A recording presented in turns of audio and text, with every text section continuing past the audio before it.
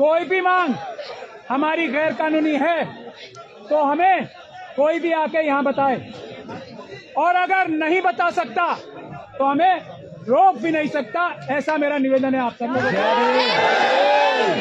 लेकिन एक गुजारिश है, आप लोग तो कभी हिंसा कर ही नहीं सकते,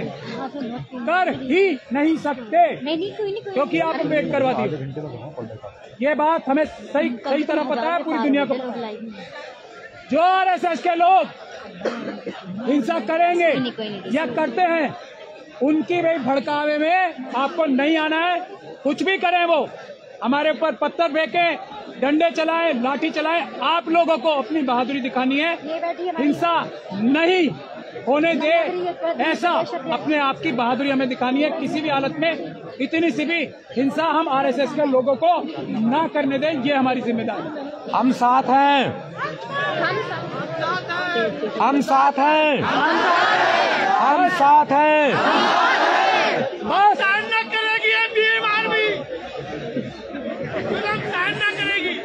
नहीं करेंगे, नहीं करेंगे, सहन नहीं करेंगे।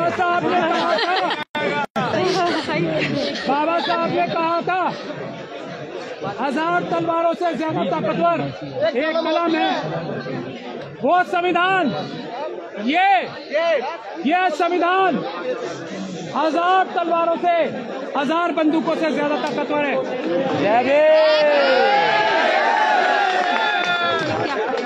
बस मुझे यही निवेदन करना था। सर वो ऊपर देखो, सर ऊपर।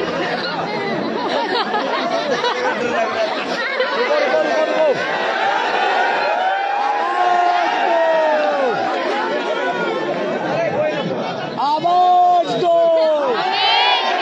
आवाज दो, आवाज दो, आवाज दो। डॉक्टर ऋतु संघर्ष करो, हम तुम्हारे साथ हैं। आप डॉक्टर ऋतु को सुने, और पुलिस के लोगों से मेरा आग्रह है, अगर पुलिस के कर्मचारी हमें सुन रहे हो तो जो प्रोटेस्ट में शामिल होने वाले साथी आ रहे हैं उनको रोका ना जाए, उनको इसलिए ना रोका जाए क्योंकि हम पुलिस सरकार के लोगों की चालों से अवगत हैं। मैं पुनः आग्रह करूंगा, हमारा जो आज का प्रोटेस्ट है पूर्ण रूप से संवैधानिक है और संविधान को मानने वाले लोग हैं, लेकिन जानबूझ के हमारे साथियों को रोक के इस तरह का माहौल बनाने का अगर पुलिस प्रयास करेगी तो ये अच्छा नहीं है। इसलिए मेरी पुलिस के साथियों से आग्रह है कि चारों गेटों से जो भी हमारे साथी आना चाहते हैं, वहाँ हमारी बहनें भी हैं। ऐसी भी खबर मिल रही है कि उन बहनों से बदतमीजी हो रही है, ये हम स्वीकार नहीं करेंगे। इसलिए मेरा आग्रह है कि उन बच्चों को आने दिया जाए, उनको रोका ना जाए। अब मैं आग्रह करूंगा हमारी नेता छोटी बहन ऋतु से कि वो अपनी बात रखें। जय भीम, जय जय जय जय जय भीम। सबसे पहले जितने पुलिस के साथी ये पीछे खड़े हैं, हमने 145 दिन धरना किया और बिल्कुल लॉ एंड ऑर्डर मेंटेन करके किया। ये एसएचओ साहब सुन लो, कोई भी साथी हमारा रुकना नहीं चाहिए। और जैसे भाई ने भी कहा कि अगर कोई किसी महिला के साथ बदतमीजी कर रहा है और अगर आपने महिलाओं को वहाँ रोक के रखा है तो इसका नतीजा भुगतने के लिए फिर आप तैयार रहना। ये आप ऑर्डर आप तोड़ रहे हो, हम नहीं। ये चीज मैं बार बार बता दूं। दूसरा साथियों, बड़ी इंपॉर्टेंट बात, जैसे प्राचा साहब ने कहा, हम लोग संविधान को मानने वाले हैं, संविधान की हिफाजत करने वाले हैं, हम लोग कानून को कभी हाथ में नहीं लेंगे, ना तोड़ेंगे। तो आप ये चीज देखना कि आपके बीच में बहुत सारे वाइस चांसलर ने, आरएसएस वालों ने अपने दलाल छोड़े होंगे जो अराजक तक पीस को भंग करेंगे। आप सबको उस चीज को मेंटेन करके चलना है, वो अपना काम करेंगे, हमें अपनी मंजिल को क्लियर रखना है। क्यों जरूरी है? सब कुछ लूट लिया है लोगों ने आपका। ये लोग, जैसे प्राचा साहब ने बताया, आपके गरीब बच्चों की, गरीब लोगों की 25,000 नौकरियां खा के बैठे सिर्फ और सिर्फ इस विश्वविद्यालय में। और अभी आरएसएस के लोग धड़ाधड़ भर्तियां करके 3,000 से ऊपर अपने लोगों को, अपने लोग जो गुलाम दलित भी, जिनमें से हमारे समाज के लोग भी, और कुछ ऐसी चीजें सामने आई हैं फर्जी SC ST OBC के सर्टिफिकेट बनाकर उनको नौकरियां दी है। ये लड़ाई अब हमारे मान सम्मान की है, अब समझौता नहीं होगा। ये पहली बार दिल्ली विश्वविद्यालय में ऐसा नीली क्रांति का इनकलाब आया, फैसला आपको करना है। जय भीम।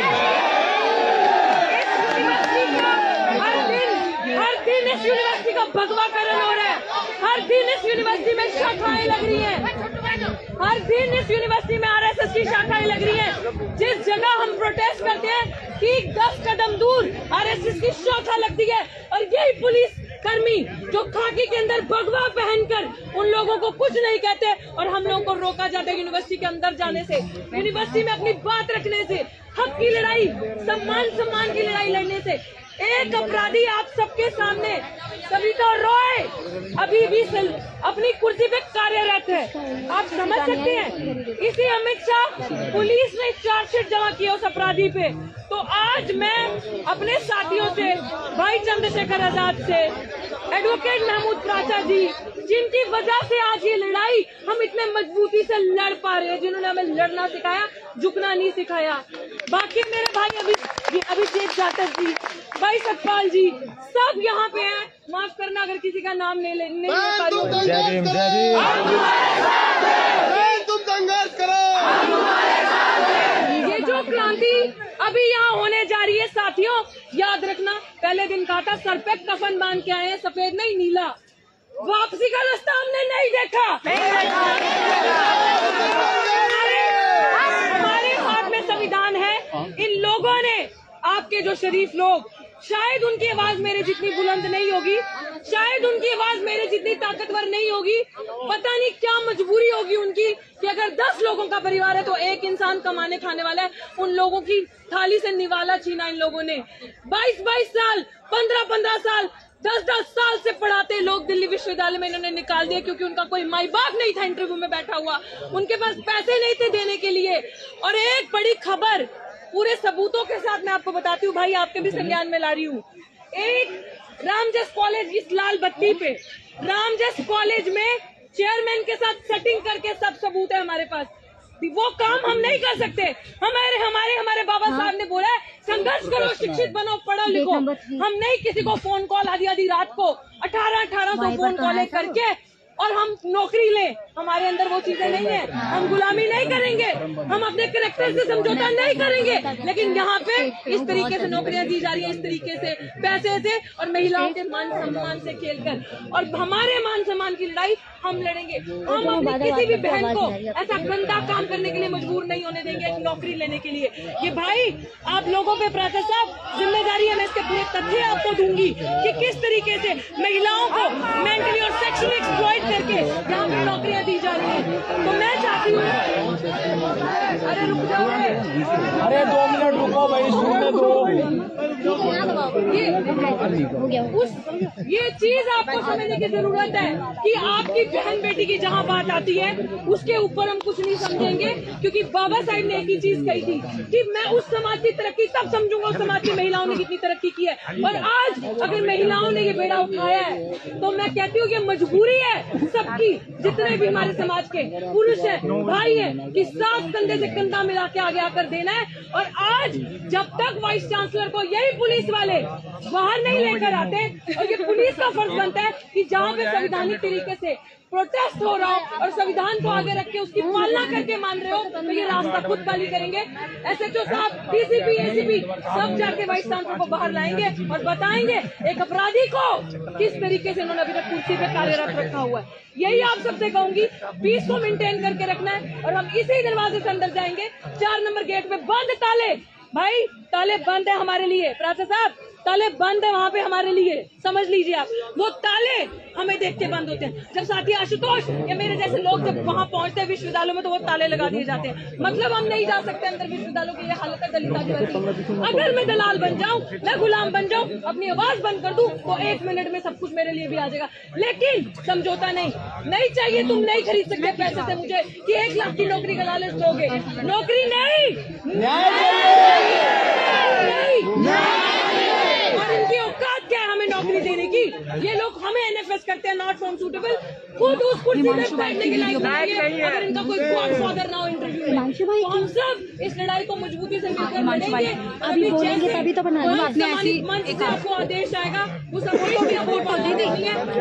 लीडर्स आगे रहेंगे और हम सब उन्हें फॉलो करेंगे। इवन इंक्लूडिंग मी, हम सब उन्हें फॉलो करके अंदर जाएंगे। आवाज दो,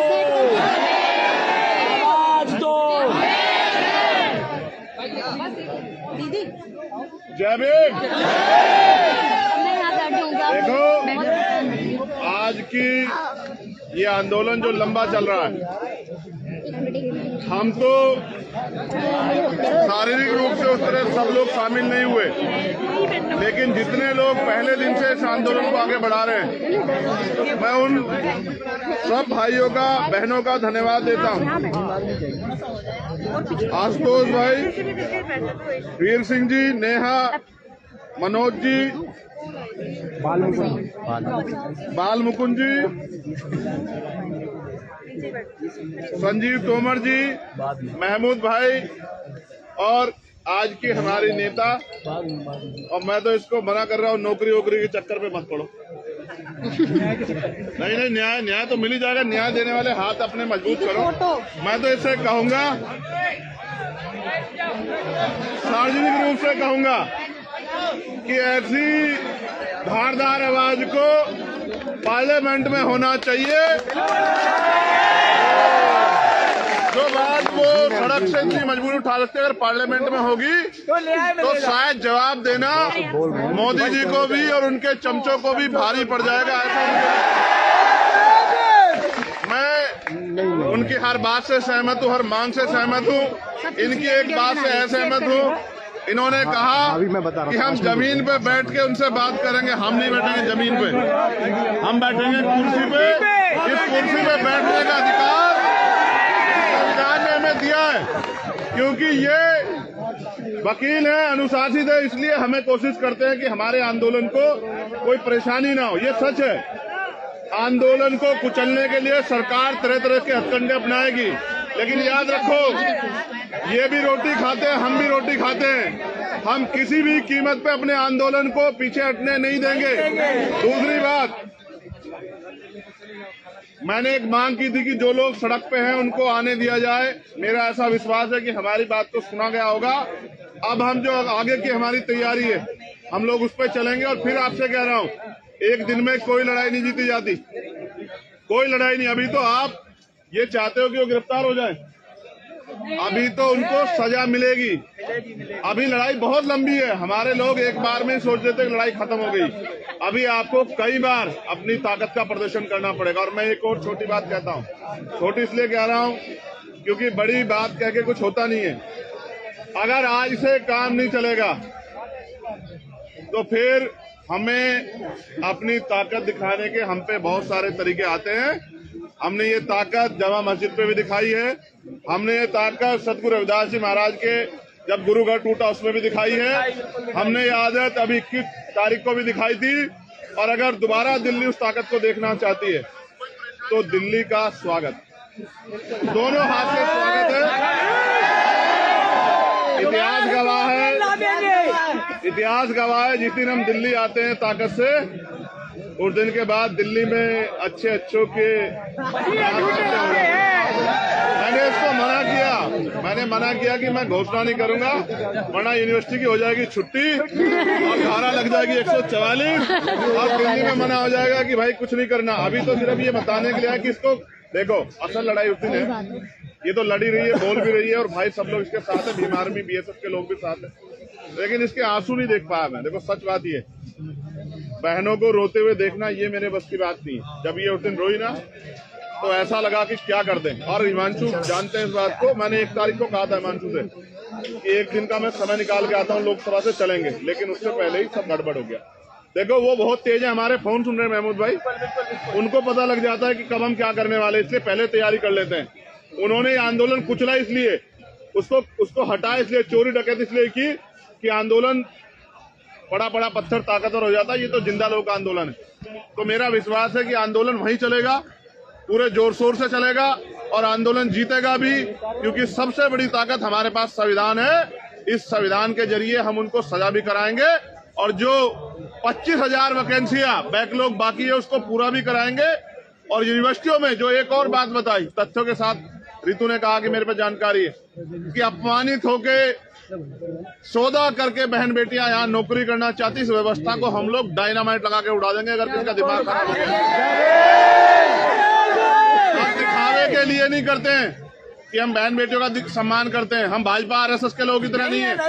हम सम्मान दिल से करते हैं और करते हैं और करते रहेंगे। और हमें तो बाबा साहब अम्बेडकर ने यह शिक्षा दी है कि किसी भी समाज की तरक्की उस समाज में रहने वाली महिलाओं की तरक्की से मैं मापता हूँ कि उस समाज की, उस प्रदेश की, देश की कितनी तरक्की हुई है। इसलिए अब जो आदेश होगा, जो लोग लीड कर रहे हैं, आज मैं आगे कहूँ कि मेरे हिसाब से करो, ये मेरी आदत नहीं है। मैं रितु से कहूंगा जो आज वो कहेगी हम अपनी खून का एक कतरा चुका के वो करके दिखाएंगे, उसको पीछे नहीं जाने देंगे। मेरा वादा वचन है। जेल जाना पड़े, मुकदमे लग जाए, गोली चल जाए, लाठियां चल जाए, कुछ भी हो जाए, दम है तेरे दमन में कितना, दम है तेरे दमन में कितना, सरफरोशी की तमन्ना अब हमारे दिल में है,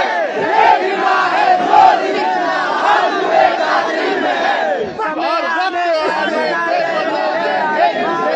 आसमां हम अभी से क्या बताएं क्या हमारे दिल में है। दिल में जिस दिन ताकत होगी, दिल में क्या है वो तो बताएंगे, करके दिखाएंगे। लेकिन अभी तो लड़ेंगे। नहीं, एक मिनट, एक आग्रह है, आंदोलन तब कामयाब होता है जब वो अनुशासित होता है। आगे चलेंगी बहनें, कौन चलेगा आगे? और बहनों से 3 फीट की दूरी बना के चलेंगे हम लोग। अगर कोई शक्ल दिखाने, फोटो खिंचवाने, माइक के आगे खड़ा होने आया है अलग बात है। अगर कोई मदद करने आया है तो फिर अनुशासन में चलना, ऐसा नहीं कि भाग भाग के आगे जाओ। वो इस बात से आइडिया लगा लेंगे कि ये जिम्मेदार लोग नहीं है। जिम्मेदार बनो, नहीं बनोगे कुचले जाओगे। एक एक करके सबका नंबर आएगा। इसलिए धन्यवाद और आपसे आग्रह, जैसा रितु आदेश करेगी, हमारे दोनों लीडर महेश भाई, हिमांशु जी और नरेंद्र भिकूराम जैन साहब, ये तीनों हमें गाइड करेंगे। हम इनके हिसाब से रितु की बात के साथ आगे बढ़ेंगे। धन्यवाद। जय भीम। शिक्षा